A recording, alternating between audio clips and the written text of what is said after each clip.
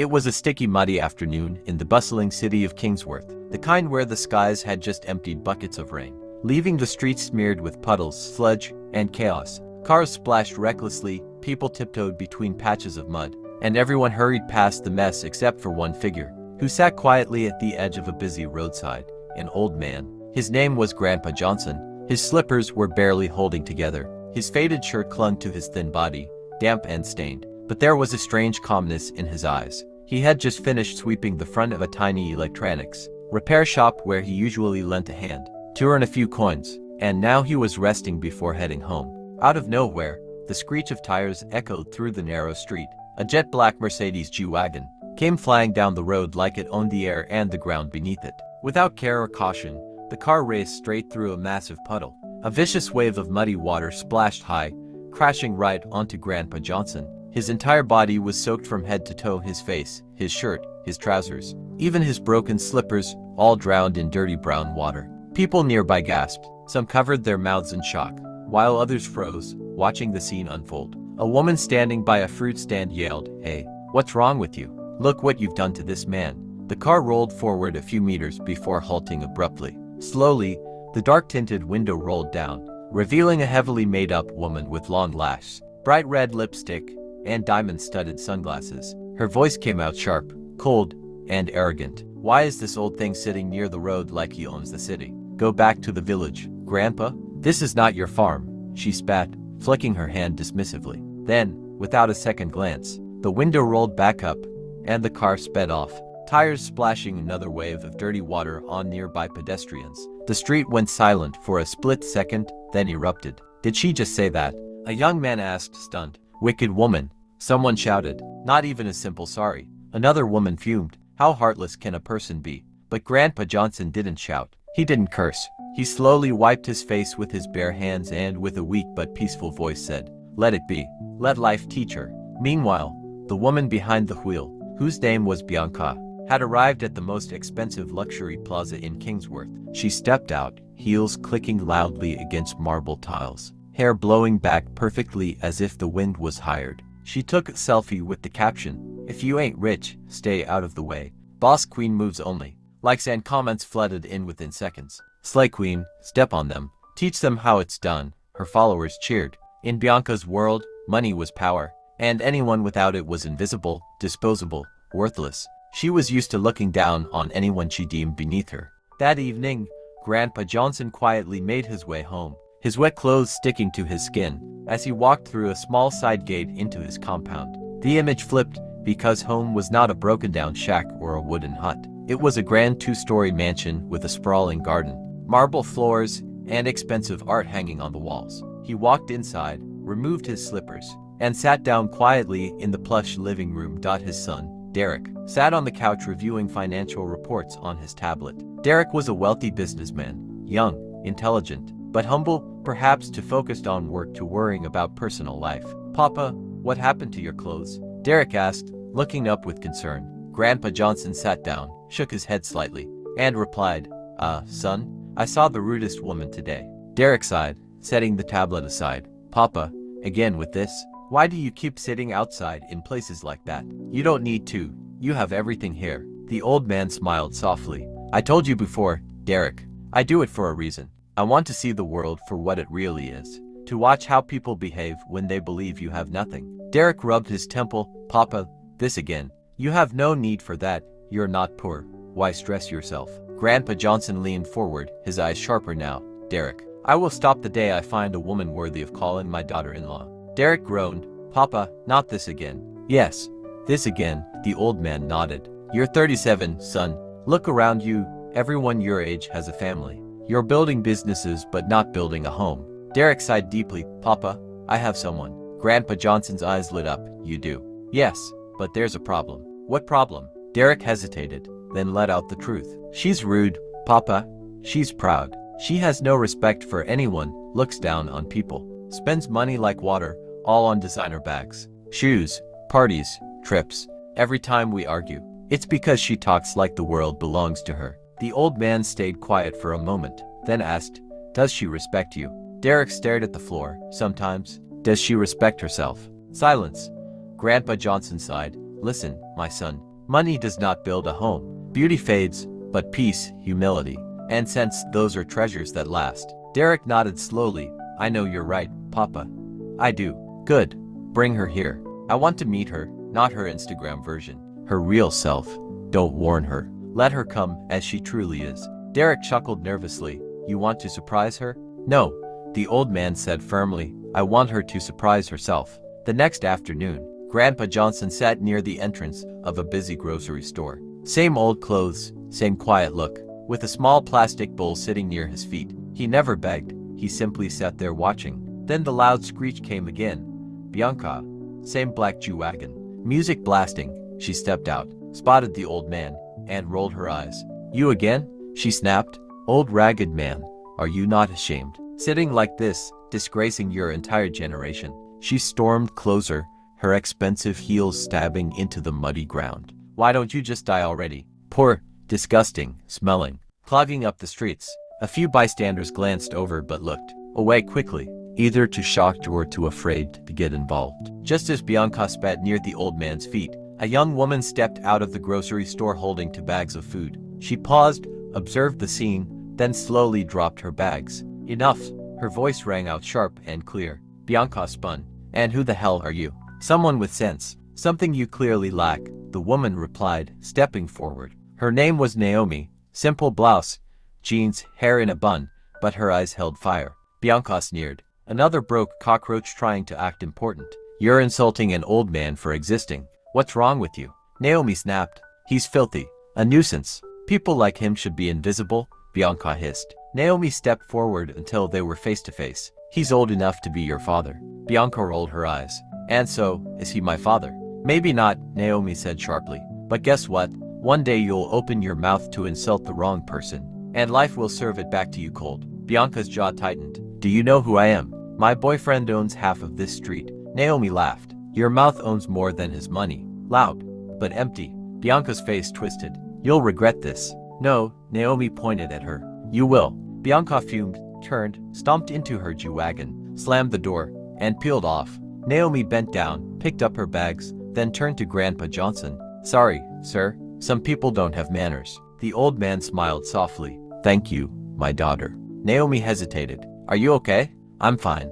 I've seen worse. But thank you for standing up. She smiled back. I couldn't let that go. People like you are rare, Grandpa Johnson said quietly. Naomi chuckled. Not really. The world just ignores us. She stood. Papa, where do you stay?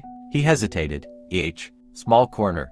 I stay behind the mechanic's shop nearby. Her eyes softened. You're too wise to be sitting here like this. Life teaches you wisdom when you have nothing, he replied. Naomi nodded. I studied food science. No job for a year now. My parents are retired teachers. Things are hard, but sitting at home doesn't solve anything. She paused, looking at the small strip of land beside the shop. You know, if this space is free, we can start a garden here. Simple stuff: pepper, tomatoes, greens. We eat, sell, do something useful. Grandpa Johnson blinked. You want to do that with me? Yes. You teach me wisdom. I'll teach you farming. He smiled for the first time in days. You are not like most. She grinned. I try. They exchanged numbers, and she waved. See you tomorrow, Papa. As she walked away, Grandpa Johnson sat there, hands on his knees, staring after her. Something warm, something strange bloomed in his chest. He whispered, Lord, could this be the one? Grandpa Johnson walked back home that evening, but his steps felt lighter than usual.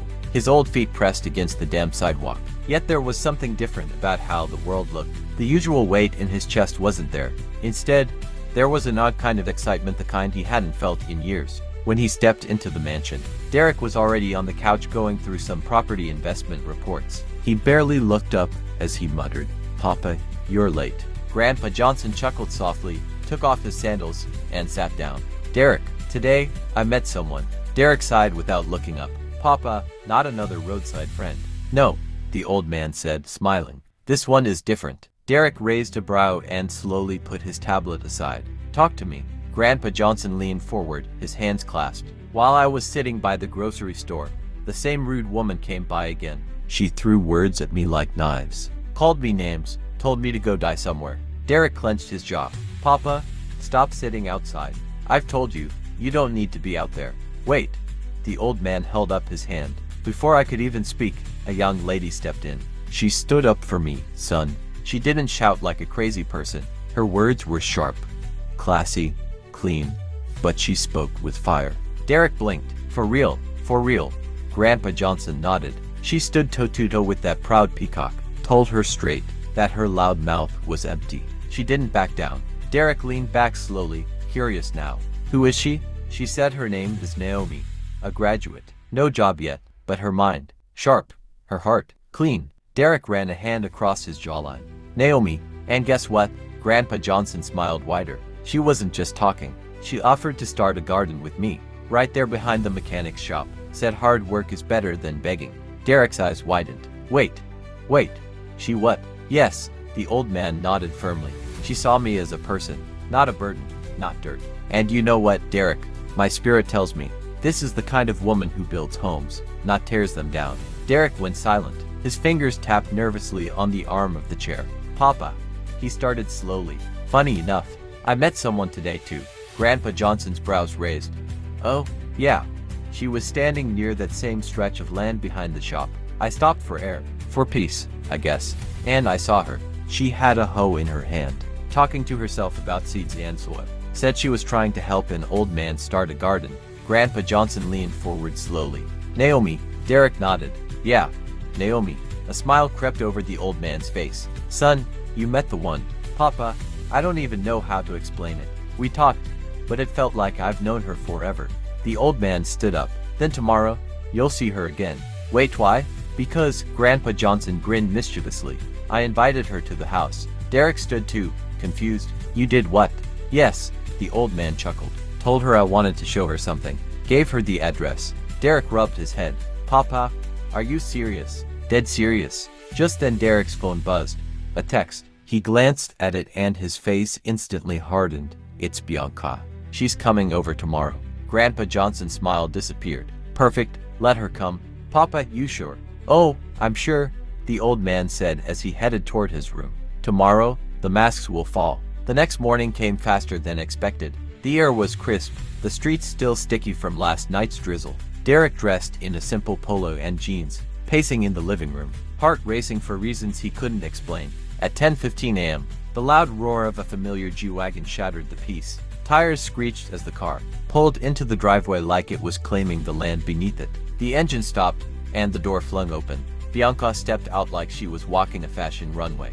Her heels clicked on the marble driveway. Her bag hung from her elbow like a trophy, and her sunglasses covered half her face. Wow, she scoffed, scanning the mansion. Cute. Not as flashy as my condo downtown, but nice. Derek met her at the door, stiff, awkward. Bianca, come in. As she stepped into the living room, her eyes scanned the luxury. So this is where Daddy lives. Okay. Then her gaze shifted and froze. Grandpa Johnson was sitting quietly on the couch, legs crossed, hands resting calmly on his knee. Bianca blinked once, twice, her mouth opened. Wait, you. The old man tilted his head. Yes, me. Panic flashed across her face. No, this can't be. It can. And it is, Grandpa Johnson said calmly. Derek stepped forward. Bianca, what's going on? Bianca looked between the two men, mouth dry. I didn't know. You didn't need to know. Grandpa Johnson interrupted. Whether the first was his father or not, respect should be constant, not conditional. Derek's face darkened. Explain yourself. You treated my father like trash. Twice. Publicly. I thought he was just some beggar. Bianca stammered. And that justifies it. Derek's voice was low but sharp. No. I mean, I didn't know he was your dad. Grandpa Johnson leaned forward. Exactly. You only care when there's a title involved. Bianca's voice dropped to a desperate whisper. Please? Derek, you know me. Oh, I know you now. Derek snapped. I see you for what you are. Tears welled up in Bianca's eyes. Baby, please. I love you. No. Derek shook his head. You love yourself. You love status. You love power. But love for others, no. She dropped her bag. I can change. The old man stood. Change starts with how you treat people who have nothing to offer you. Just then, another sound. A knock. The gate opened, and footsteps approached the front door. Naomi. She stepped in, clutching her simple handbag, her eyes scanning the place in shock. Derek's heart skipped. Naomi. She froze. Wait. You live here? Derek nodded, guilty smile creeping across his lips. Yeah. Bianca spun around, eyes wide. Her, who the hell is this? Grandpa Johnson smiled like a man whose plan worked perfectly. This is the woman who stood up for me when you threw mud at me, both literally and verbally. Bianca's mouth hung open.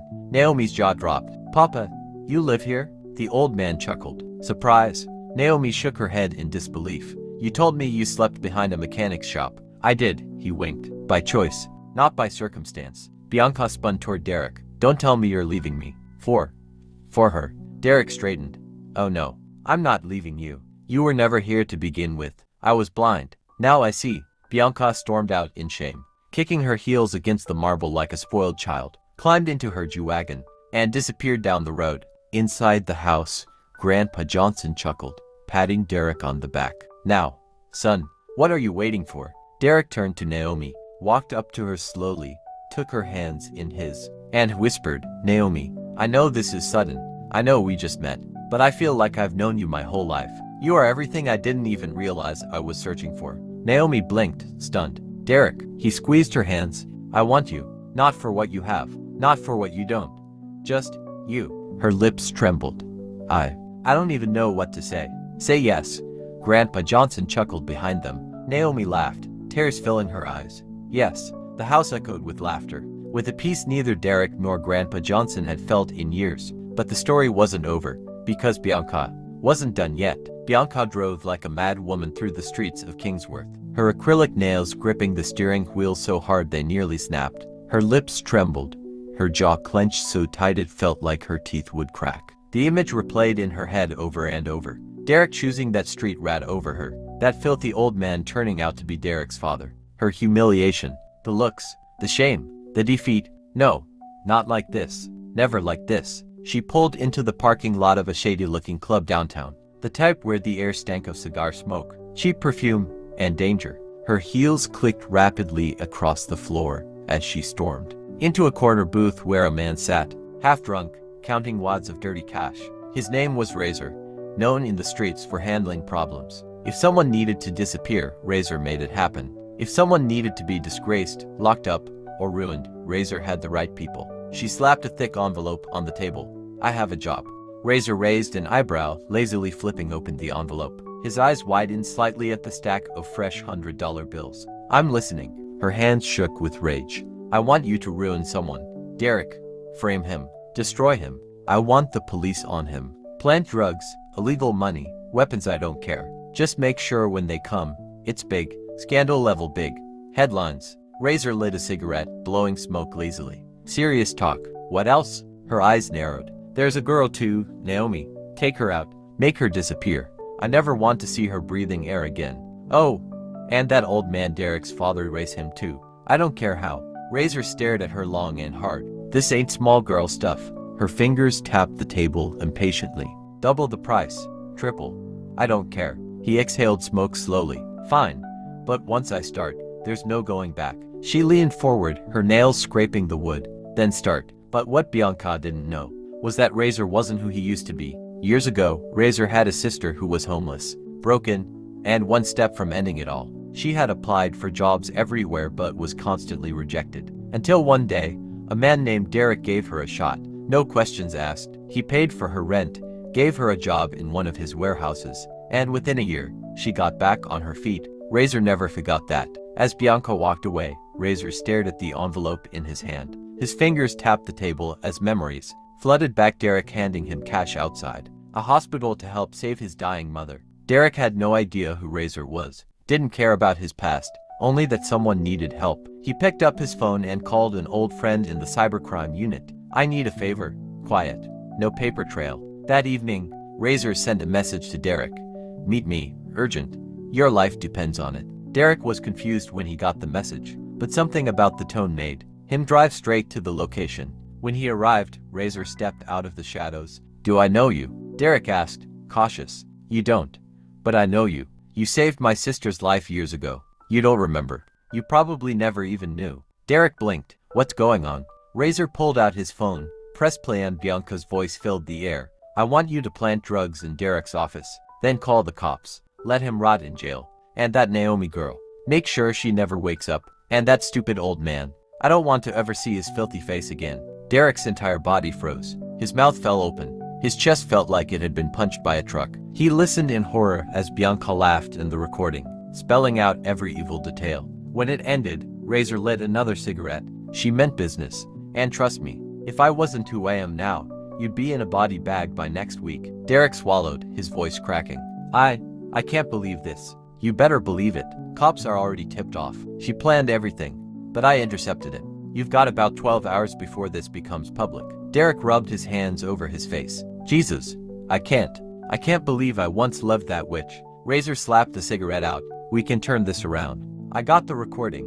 Full. I've already sent copies to 3 people. You're safe. Derek stood there, hands on his hips, breathing heavily. Thank you, Razor. I don't even know what to say. Razor nodded. You don't owe me anything. You paid this debt years ago when you helped my family. What do we do now? Simple. Razor grinned darkly. We let the police hear this. 2 hours later, the police raided Bianca's luxury penthouse while she was sipping champagne and laughing on FaceTime with her friends, bragging about her upcoming vacation while pretending nothing had happened. What's this? She shrieked as officers busted through the door. You're under arrest for conspiracy to commit murder, attempted drug framing, and criminal solicitation.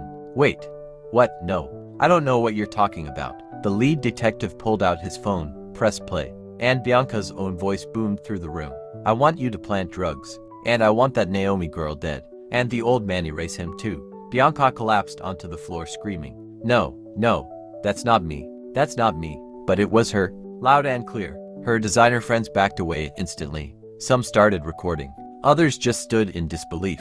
Please, it was a joke. A joke. I was angry. I didn't mean it. The officer didn't even blink. Ma'am, save it for the court. The cuffs clicked. The elevator doors closed. Bianca was gone. The news broke within the hour. Socialite Bianca Marshall arrested in shocking murder and drug frame plot. Instagram deleted her account. Brands pulled partnerships. Friends unfollowed. The same followers who once called her Boss Queen now spammed her name with puke emojis. In court, the judge was merciless. He played the audio repeatedly, shaking his head in disgust. For pride, for jealousy, for wickedness, you plotted the destruction of innocent lives. I'm sorry, Your Honor. I was drunk. I didn't mean it. You were very sober when you wired the money. Bianca was sentenced to 18 years in prison. No parole, no bail, nothing. When the judge dropped the hammer, Bianca collapsed, wailing. Her makeup streaked down her face, her hair in disarray. Back in Derek's mansion, peace returned like never before.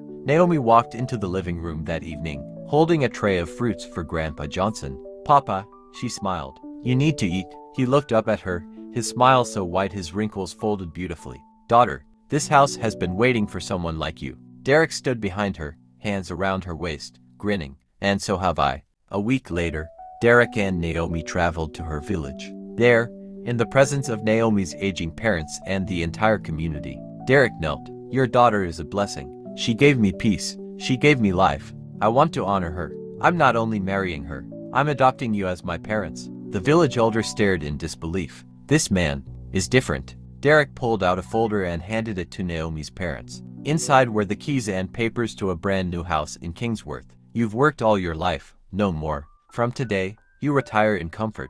Naomi's mother broke into tears. Her father, a man who hadn't cried in 20 years, wiped his face silently. 2 months later, the wedding shook the city. No influencers, no celebrities, just family, friends, and love. Derek and Naomi danced barefoot in the grass, laughing, glowing like royalty. As the camera zoomed out, Grandpa Johnson raised his glass, looked into the lens, and said, "Let this be a lesson. Life has a funny way of showing people's true colors.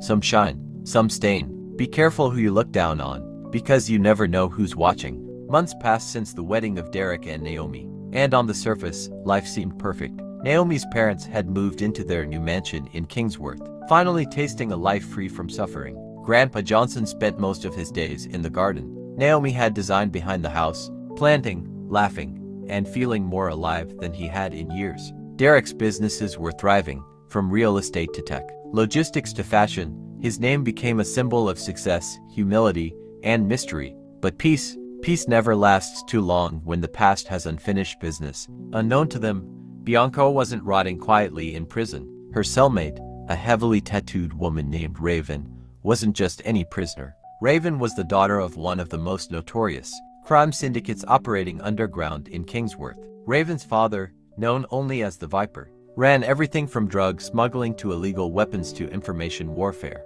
Bianca, with nothing left but her hate, sat on the cold prison bed one night, whispering her venom. I lost everything because of Derek, because of that old fool, because of that cheap little Naomi. I swear on my mother's grave, I'll make them regret being born. Raven smirked, rolling her cigarette. You really got beef with this Derek guy. Bianca's eyes darkened. I don't just have beef. I want his name wiped, his businesses crashed, his family ruined, and that wife, that stupid goat Naomi, I want her destroyed. Raven leaned back. You know, my father handles problems like that. Bianca's heartbeat picked up. How much? Raven grinned, her gold tooth flashing. For you? Let's call it a favor. You give me something. We give you something. Bianca didn't even blink.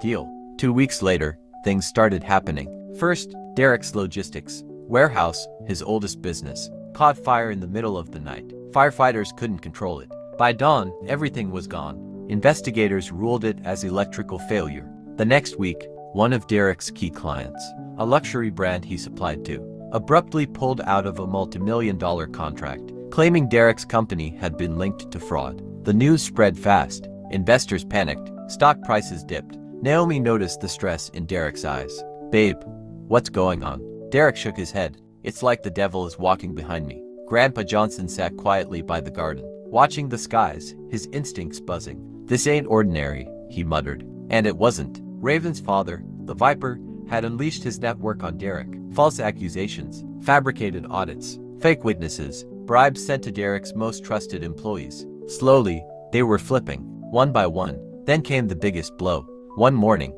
Derek was in his office reviewing documents when the door burst open. 10 armed officers stormed in. Derek Johnson, the lead officer, barked. You are under arrest for money laundering, fraud, and conspiracy. What? Derek stood, stunned. This is a mistake.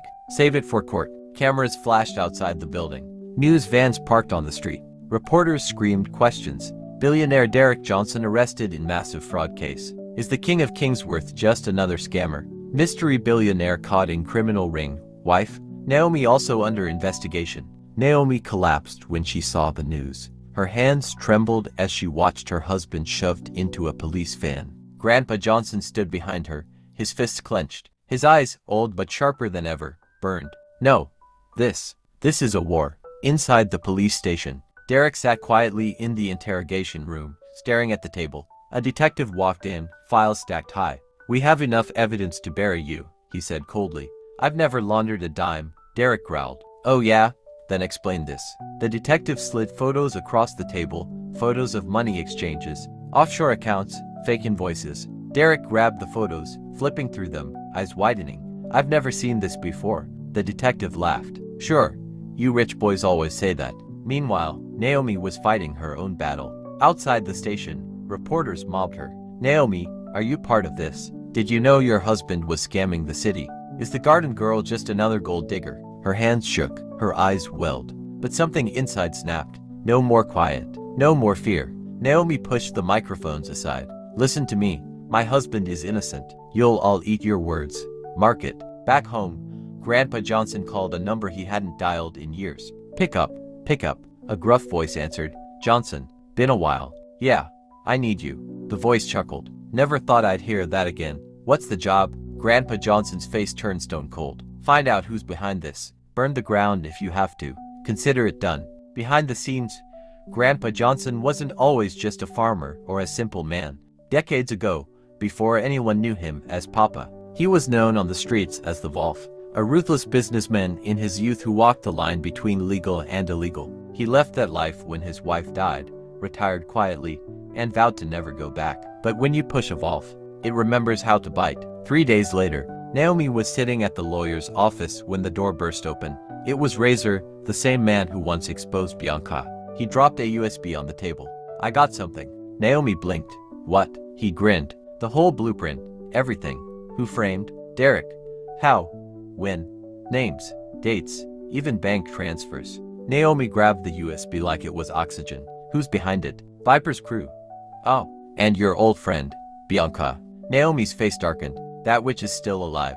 Razor nodded. Very alive. Very dangerous. Naomi stood. Not for long. Court day came. The courtroom was packed. Cameras everywhere. Everyone wanted to see the billionaire fall. The prosecutor smiled wickedly. Your Honor, the evidence is overwhelming. But then Naomi stood. Your Honor, she said, her voice steady, we have something to submit. The judge raised an eyebrow. Proceed. Naomi handed over the USB. As the audio played, the courtroom went dead silent. Voices filled the speakers, Viper discussing payments, bribes, and fabrications. Bianca's voice joined, listing every evil request. How they framed Derek, how they fabricated offshore accounts, even how they plotted Naomi's kidnapping. The prosecutor went pale. The spectators gasped. One juror fainted. The judge slammed the gavel. Case dismissed. All charges dropped. The courtroom erupted. Some cheered. Others were too stunned to speak. Naomi ran to Derek as he was unshackled. They held each other like they hadn't. Breaths in weak stock, but it wasn't over.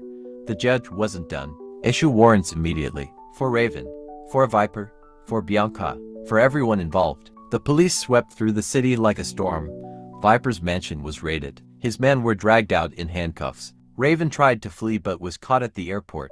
And Bianca. Bianca tried hiding in a prison. Laundry truck. But was dragged out kicking and screaming. Her hair a mess, her lash falling off. Her mouth foaming with curses. In her final court appearance, the judge stared her down. You were given a chance to learn, to change.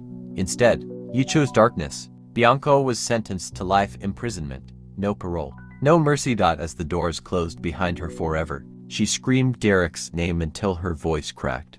Back at home, Grandpa Johnson sat in his garden, sipping tea. Naomi sat beside him, holding Derek's hand. Papa, Derek smiled. We survived? The old man grinned. Survived? No.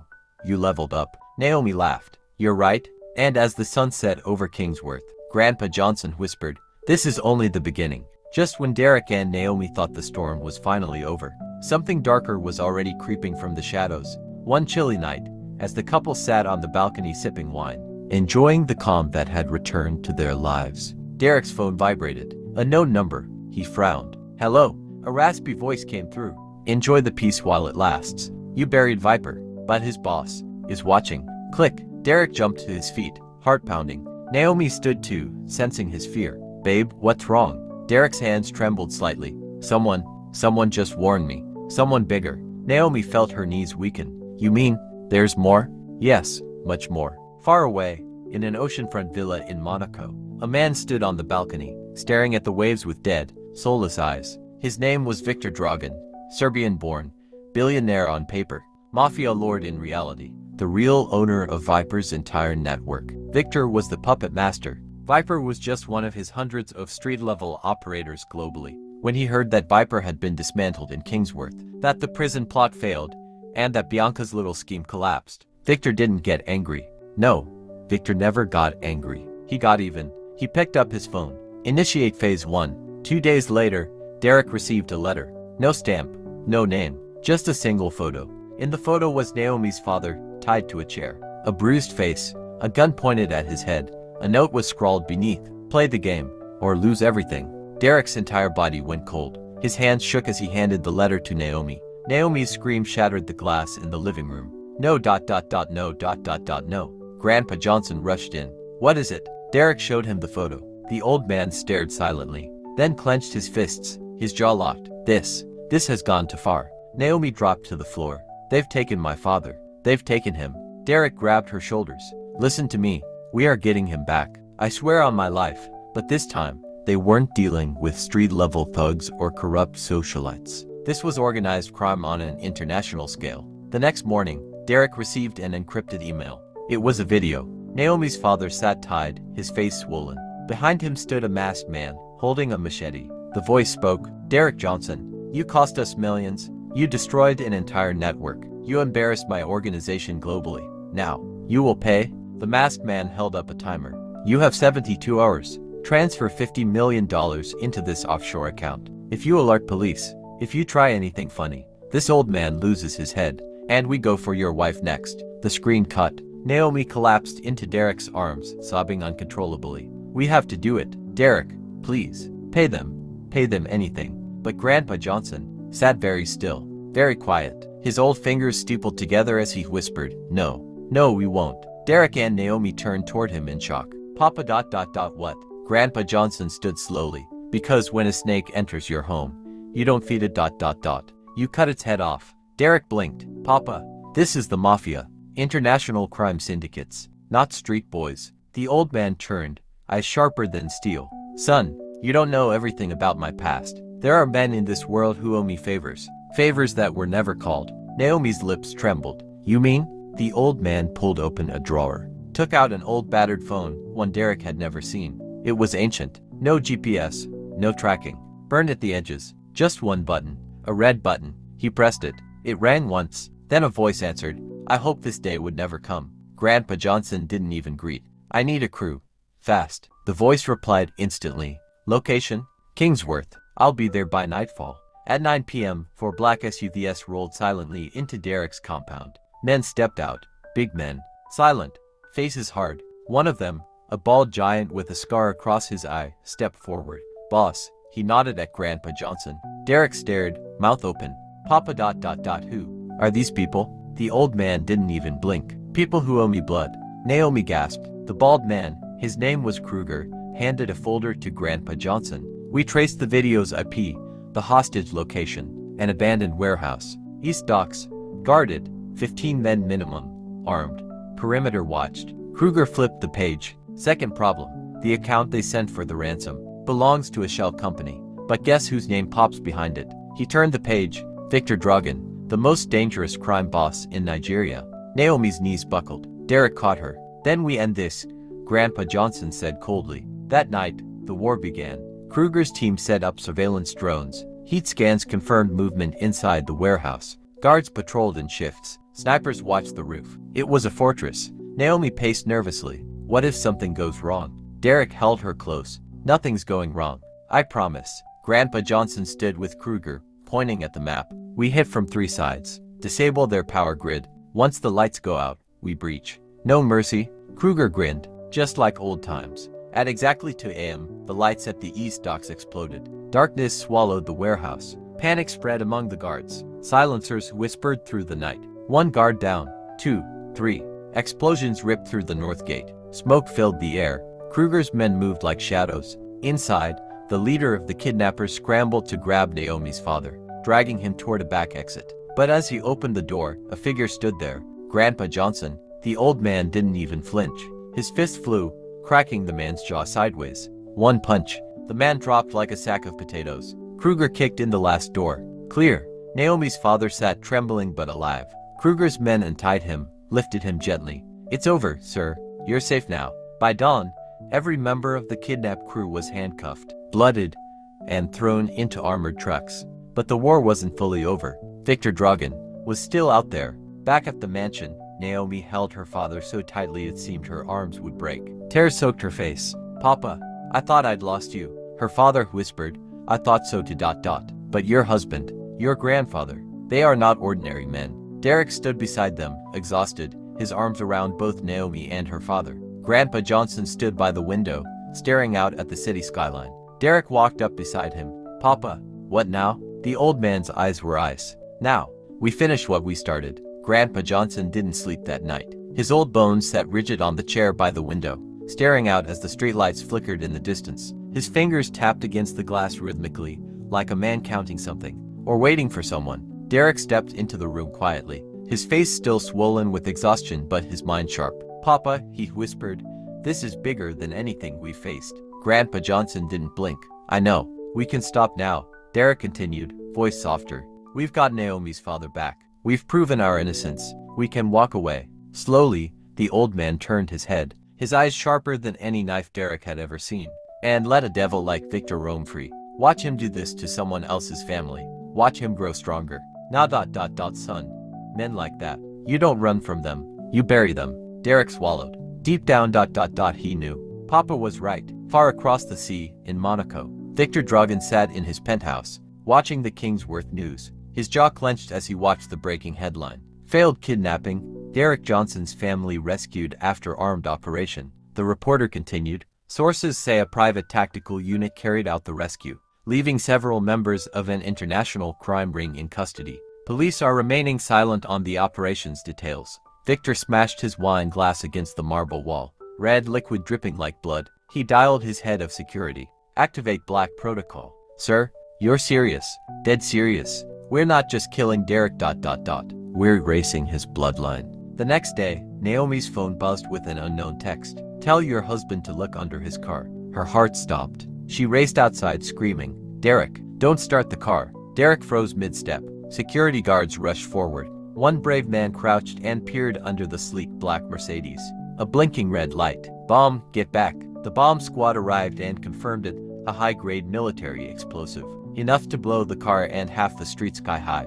Naomi collapsed in Derek's arms, shaking. This is never going to end. They're trying to kill you now. Double quotes. Grandpa Johnson stood by silently. Then, he pulled out his old burner phone and made one final call. I need him. The voice on the other end was quiet. Are you sure? Get me the ghost. Even Kruger's eyes widened when he heard it. Boss, you're calling ghost. After all these years. Yes. Man, you must really want this over. 3 nights later, a private jet touched down quietly at a military-grade hangar outside Kingsworth. A single man stepped off. Tall, slender, dressed in all black. No visible scars. No visible tattoos. Face cold. Eyes dead. The ghost? A man whose name didn't exist in any database. No fingerprints. No past. No country. A man trained by governments, but owned by none. He walked into Derek's mansion like a shadow. Didn't shake hands. Didn't speak until he saw Grandpa Johnson. Old man, he nodded. It's been a while. Grandpa Johnson nodded back. I wouldn't have called if this wasn't worth it. The ghost looked at Derek and Naomi. This is a war, and I don't do wars halfway. Naomi's hands trembled. I just want this to end. The ghost's eyes barely moved. It ends when they're buried. Plans were set. Maps, routes, security layouts. Every one of Victor Dragon's properties was studied. His Monaco mansion, his private yacht, his Russian estate, his underground bunkers. The ghost pointed at the map. The weak point ... is here. A private island. Victor's secret vault, where he stored his money, blackmail files, weapons, and secrets that could burn nations. Take this island, the ghost continued, and Victor crumbles. Kruger leaned back. Easier said than done. The ghost turned slowly. It's already done. We leave at dawn. Derek stood with Naomi on the balcony that night. He wrapped his arms around her. Are you scared? He whispered. Naomi pressed her head into his chest. Yes, but not of them. I'm scared. Of losing you. He kissed her forehead. You won't. I love you, she breathed. Forever, he replied. The next morning, 4 armored speedboats cut through the ocean at sunrise, heading straight for Victor Dragon's private island. The ghost drove the lead boat, face like stone, hands steady. As they approached the beach, silenced gunshots popped. 2 guards dropped before they even saw what hit them. Kruger and his team fanned out. Explosions rocked the back entrance. Derek, armed for the first time in his life, stuck close to the ghost, heart pounding but determined. Inside the main villa, Victor's men scrambled. Sirens wailed. Automated turrets fired at shadows. But the ghost was faster, cleaner, deadlier. One by one, Victor's security dropped like flies. Then boom, the vault door exploded open. Inside, millions in cash, hard drives, weapons, passports, documents, blackmail on politicians, presidents, billionaires. Kruger stared. Jesus, this guy owns half the world. The ghost didn't blink. Not anymore. He uploaded the entire vault to a secure server, then leaked it worldwide.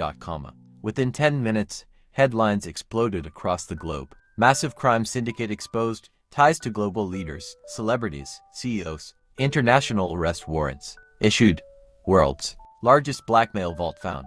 Interpol raids begin worldwide. Victor Dragon's phone buzzed nonstop. His lawyers, his guards, his allies. Victor, we're compromised. The vault ... It's online. Victor, your Swiss accounts ... frozen. Victor, the Russians pulled out. They're not helping. Victor's hands shook. For the first time ... Fear. Real fear. Then the doors to his panic room exploded. Smoke cleared. And standing there ... Derek, Naomi, Grandpa Johnson, the ghost, Kruger. Victor fell to his knees. Please ... wait ... wait. We can talk. I have money ... power ... anything. Name your price ... double quotes. Derek stepped forward, his voice cold. I don't want your money. Naomi's eyes burned. I don't want your power. Grandpa Johnson's fist clenched. I want your end. Victor Dragon was dragged out, kicking and screaming, cuffed and bleeding. His arrest shook the world. Governments crumbled. Corrupt leaders fell. Crime networks collapsed. Back in Kingsworth, Derek and Naomi walked through their garden holding hands. As the news played in the background, Victor Dragan sentenced to life in a maximum security prison. His global empire dismantled. Over 147 arrests made. Billions recovered. Justice finally served. Naomi turned to Derek, tears brimming but smiling. We did it. It's really over. Grandpa Johnson sat on his bench, watching the sunset. He smiled quietly, and let this world remember. Never underestimate the quiet ones. Derek wrapped his arms around Naomi. This ... is our forever. If you loved this story, smash that like button, drop a comment below, and make sure to subscribe to this channel for more raw, mind-blowing stories. Hit that notification bell so you never miss what's coming next. Stay locked in. More fire is on the way.